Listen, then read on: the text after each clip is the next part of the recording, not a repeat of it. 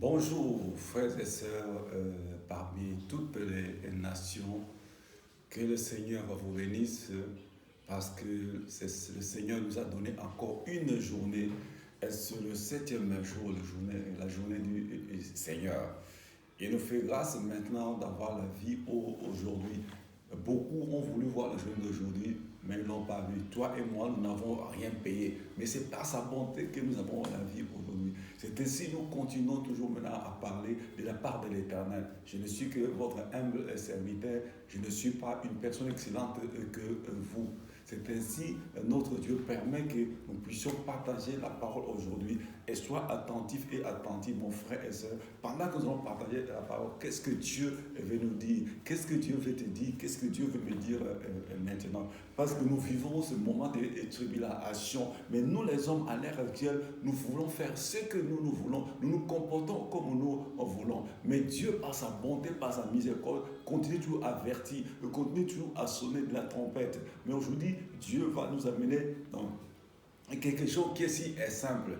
Mais c'est à toi de voir et c'est à moi aussi de voir. Nous allons directement dans le livre de Matthieu, chapitre 24, au verset 37 jusqu'au verset 39. La Bible dit, « Et ce qui arriva du temps de Noé arrivera de même à l'avènement du Fils de l'homme. Car dans les jours qui précédèrent le déluge, les hommes mangeaient et buvaient, se mariaient et mariaient leurs enfants, jusqu'au jour où Noé entra dans l'arche. Et il ne se détourne de rien, jusqu'à ce que le déluge vint et les emporta tous. Il en sera de même à l'avènement du Fils de l'homme. » Et donc, ceux qui nous ont précédés, Dieu a averti, Dieu a parlé, mais ils endurcissaient leur cœur. Mais parce que Dieu a parlé, ils ne voulaient pas écouter. On dit qu'ils mangeaient, ils buvaient, ils mariaient leurs enfants, ils faisaient ce qu'ils voulaient, sans ce soutien même de Dieu. Mais lorsque le déluge vient, le déluge les emporta à tous. Et c'est ainsi que maintenant, comme Dieu continue à avertir, Dieu continue à parler, il nous donne quand même une issue où nous devons tous sortir. Et sans plus tarder, nous y allons dans le livre de Genèse. Et qu'est-ce qui s'est passé dans le livre de Genèse, chapitre 18, au verset 20 et 21. Au verset 21, ça veut dire quoi? C'était au temps de Sodome et Gomorrhe. Il y avait quelqu'un aussi que Dieu a mis dans Sodome et Gomorre. Il parlait. Mais les gens de Sodome et Gomorre ne voulaient pas écouter. Pendant que Dieu leur parlait au travers d'un homme qui s'appelait Lot. Et la Bible dit quoi? Dans Genèse, là, chapitre 18, verset 20 à 21. Et l'Éternel dit, donc Dieu disait à Lot, et l'Éternel dit, le cri contre Sodome et Gomorre s'est accru, et leur péché est énorme. C'est pourquoi je vais descendre et je verrai s'ils ont agi entièrement selon selon le bruit venu jusqu'à moi, et si cela n'est pas, je le saurai. Et donc, à cette époque-là, au temps de Lot, qui était dans Sodome et Gomorre, l'Éternel dit à Lot, il dit, le cri de Sodome et Gomorre s'est accru.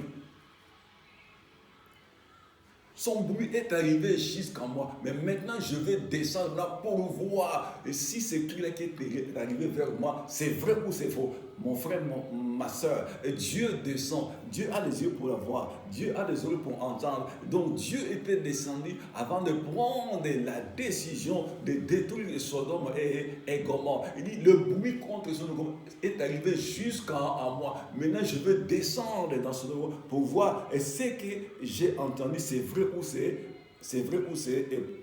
faux. Nous allons directement dans le livre de Genèse 19, verset 23 à 26. Qu'est-ce qui s'est passé? La Bible dit, Dieu dit à Lot, hâte-toi de t'y réfugier, car je ne puis rien faire jusqu'à ce que tu y sois arrivé. C'est pour cela que l'on a donné à cette ville le nom de Soar.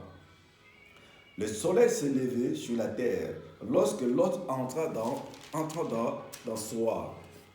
Alors l'Éternel fit pleuvoir du ciel sur Sodome et sur Gomorre du soufre et du feu de par l'Éternel. Il détruisit ces villes et toute la plaine et tous les habitants des villes et les plantes de la terre.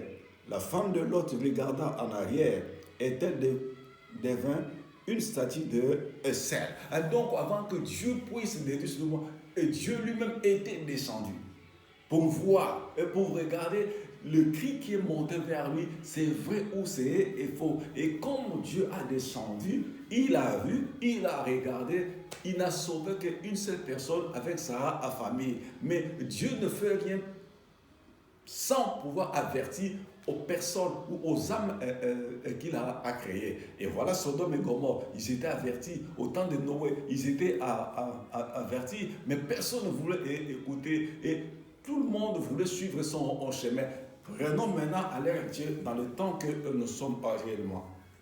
Les gens, nous écoutons, nous entendons, mais nous continuons à faire ce que nous voulons. Mais Dieu avertit par son amour. Pourquoi? Parce que Dieu a créé l'homme à son image. Il ne veut pas que l'homme soit détruit. C'est pour ça que Dieu continue à avertir. Dieu dit, il est lent à la colère, plein de bonté, plein de miséricorde. Mais mon frère, ma soeur, toi qui m'écoutes, toi qui me regardes, ne prenons pas Dieu comme un petit garçon de course. Ne prenons pas Dieu comme notre bonus. On dit non, j'ai fait encore, et bon, Dieu va comprendre, c'est ceci, c'est là ou c'est là. Non, Dieu parle de plusieurs façons. Mais si nous, les gens de la génération actuelle, nous ne voulons pas écouter, Dieu va prendre bientôt la décision. Personne ne pourrait le contester. Et parce qu'il a parlé, il continue à parler jusque dans cette génération. La Bible dit quelque part, Dieu dit, cette génération-là ne passera à pas. Mais quelle est cette génération? C'est cette génération que nous sommes maintenant, à l'ère actuelle. Nous voyons tous les événements, tout ce qui se passe à l'est, à nord, au sud, à l'ouest. Nous voyons, nous entendons, mais nous marchons comme des moutons. Si comme Dieu n'était pas là.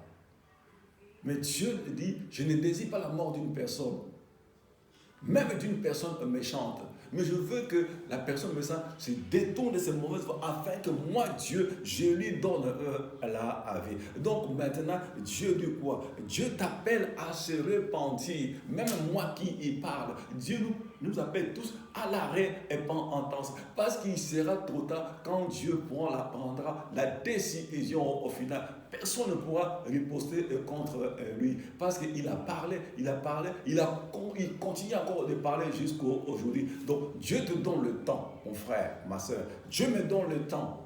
Moi qui parle, qui exhorte, je ne suis pas plus que toi, je ne suis pas extraordinaire. Moi-même, je me regarde pendant que je prêche, pendant que j'exhorte, quel est mon comportement vis-à-vis dans cette génération? Je marche comment? Je progresse et comment? Avant qu'un jour, Dieu me dise, c'est fini maintenant, tu reviens vers moi. Comment est-ce que tu vas rentrer devant Dieu? Comment est-ce que moi je vais rentrer devant Dieu? Pendant que Dieu m'a accordé cette grâce-là. Mais je faisais n'importe quoi.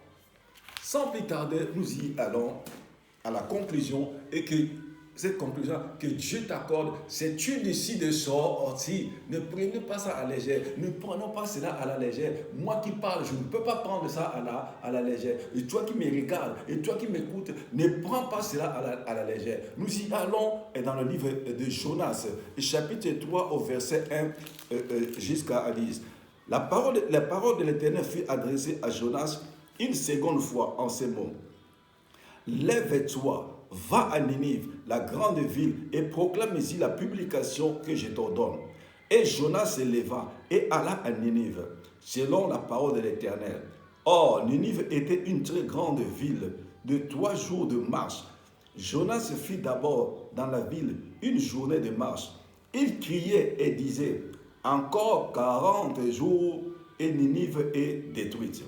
Les gens de Ninive crurent à Dieu. Ils publièrent un jeûne et se retirèrent de sacs, depuis le plus grand jusqu'au plus petit. La chose parvint au roi de Ninive. Il se leva de son trône, ôta son vêtement, se couvrit d'un sac et s'assit sur la cendre.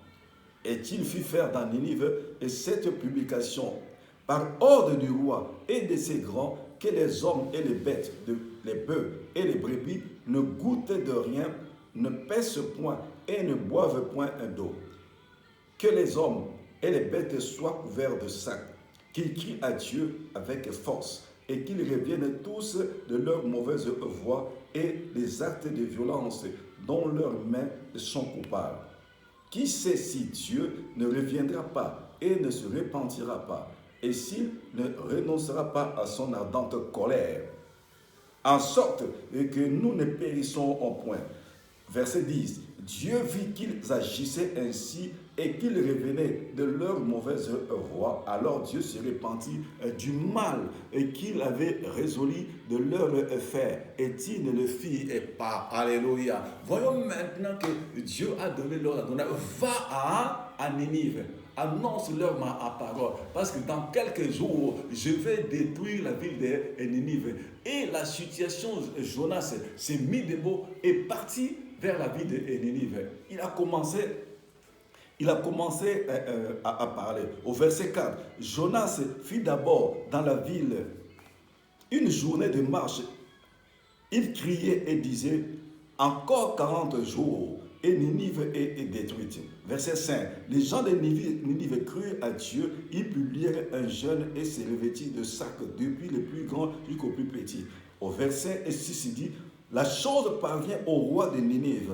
Il se leva de son trône, ôta son manteau, se couvrit d'un sac et s'assit sur le sang. Regardez maintenant quand Jonas a crié, et la chose est parvenue aux oreilles du roi maintenant. Et le roi a laissé son trône. Pourquoi? Pour chercher maintenant à cheminer devant Dieu. Il a entendu la parole de Dieu, que l'homme de Dieu criait que dans 40 jours, Ninive sera détruite. Ils ont pris la décision quoi? Et le roi et tout le peuple du pays de Ninive, même toutes les bêtes, ils ont pleuré devant Dieu. Et quand ils faisaient cela, et Dieu a regardé. Au verset 10, on dit quoi? Dieu vit qu'ils agissaient ainsi et qu'ils revenaient de leur mauvaise voie.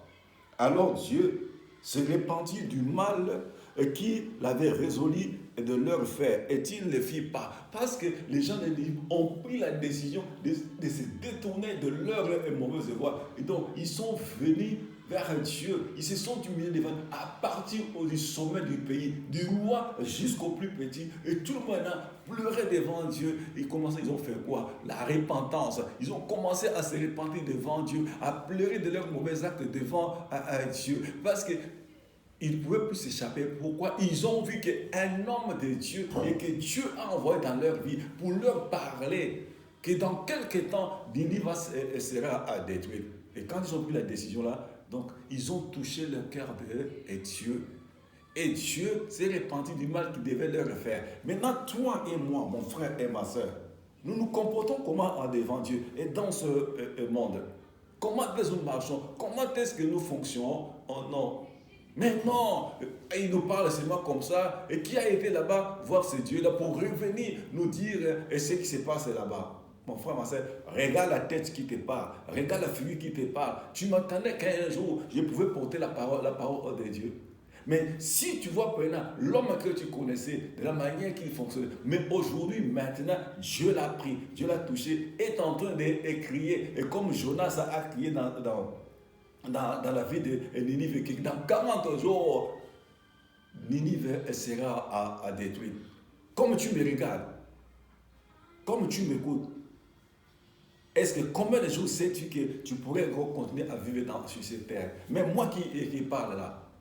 Mais Dieu nous donne le temps de se repentir, de revenir de nous détruire de mauvais. Ce que nous faisons et qui ne plaît pas à Dieu. Toi-même, comme tu es là, tu sais ce que toi tu fais. Même moi qui je parle, je sais ce que je ai fait.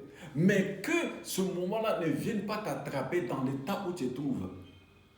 Essaie maintenant de changer, de te détourner de ces mauvaises voies. La repentance, donc abandonner ce qu'on fait qui n'est pas pour la gloire de Dieu et qui ne pourra pas, et qui pourra peut-être te séparer un jour de notre Dieu, qui pourra me séparer un jour de notre Dieu. Regarde maintenant, combien de fois on t'a prêché, tu as entendu la parole de Dieu, mais tu prends ta main, tu fais, oh, viens voir.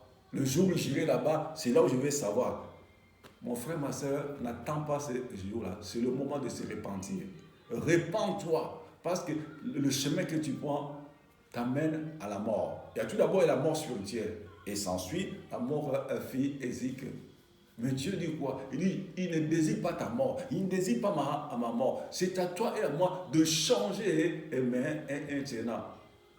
Faisons attention à l'impudicité, faisons attention à la habileté, faisons attention aux mensonges, faisons attention de ce qui ne donne pas gloire à Dieu, qui déplaît à Dieu. Les gens de cette époque-là, au temps de Noé, ils mangeaient, ils buvaient, ils faisaient n'importe quoi.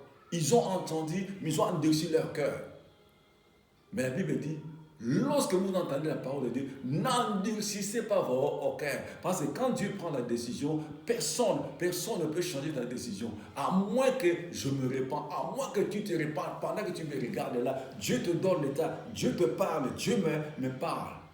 Dieu veut que nous puissions nous repentir. Et Dieu peut donner l'ordre aujourd'hui.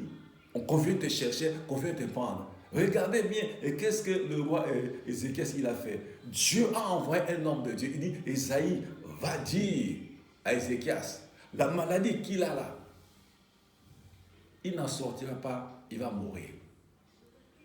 Mais regardez l'attitude du roi Ézéchias. Lorsqu'il a entendu cela, il a vu l'homme de Dieu devant lui, pas une autre personne. Esaïe le prophète dit, Dieu me dit, l'état où tu te trouves, tu ne vivras pas, tu vas mourir. Donne l'ordre à ta maison parce que tu vas mourir. Mais regardez le roi Ézéchias, un roi, qu'est-ce qu'il a fait? Lorsqu'il a entendu cela, Ézéchias s'est repenti.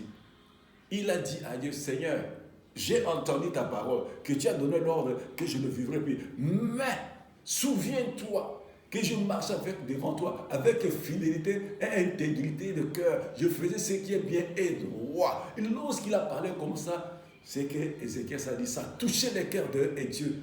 Esaïe n'était même pas allé très loin. Il dit, Esaïe, retourne voir le roi Ézéchias. J'ai entendu sa prière, je vis ses larmes. Je lui ajouterai encore 15 années dans sa vie. Pourquoi Ézéchias a entendu la parole de Dieu? Il a fléchi les genoux devant l'Éternel des armées. Parce que celui qui est seul, qui a la vie dans ses mains, il dit, je suis la résurrection et la vie. L'attitude de roi Ézéchias a plu à Dieu. Donc, il s'est repenti devant Dieu. Et c'est que Dieu veut aujourd'hui, et que toi, mon frère et ma soeur, que nous puissions nous repentir. Parce que les temps sont très courts, les temps sont mauvais. Oh, mais non, ça fait longtemps. Il nous dit seulement, il y aura ça, il y aura ceci. Un jour pour Dieu, c'est comme 1000 ans. 1000 ans pour Dieu, c'est comme un jour. Mon frère, ma soeur, tu as entendu. Je t'ai exhorté, je t'ai prêché avec amour. Je ne t'ai pas pointé du doigt. Qui suis-je moi pour te pointer du doigt? Moi qui n'ai qu'un homme aussi comme toi. C'est une grâce que je parle de ta part. Et comme Jonas, il a parlé à Ninive.